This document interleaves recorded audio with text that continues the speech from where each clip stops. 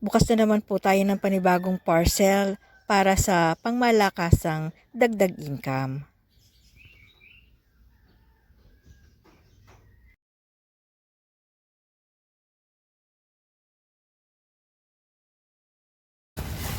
Ito naman po bumbilya.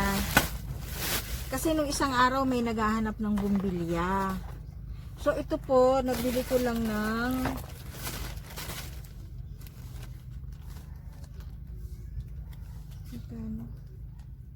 parang 37 lang isa eh.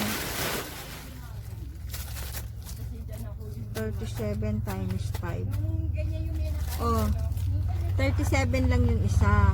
So kahit ibenta mo siya ng 50 pesos, pero ito po sa palengke ay 80.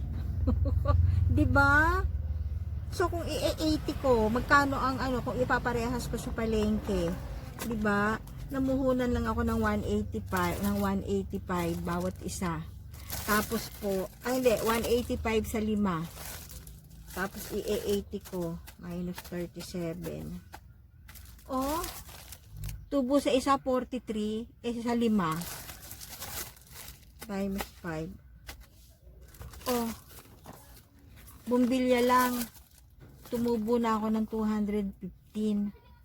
'Di ba? Ang laking mura. Pero syempre hindi naman natin ibebenta ng ganoon kasagad.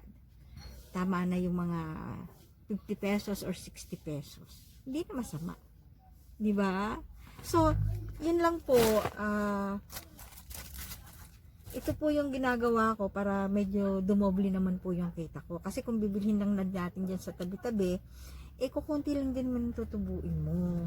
Kaya para mas makarami ka ng tubo o maging doble yung tubo mo, order ka na po sa Shopee, Lazada, or sa TikTok. Yun lang. Bye-bye mga mamshis. Next time ulit.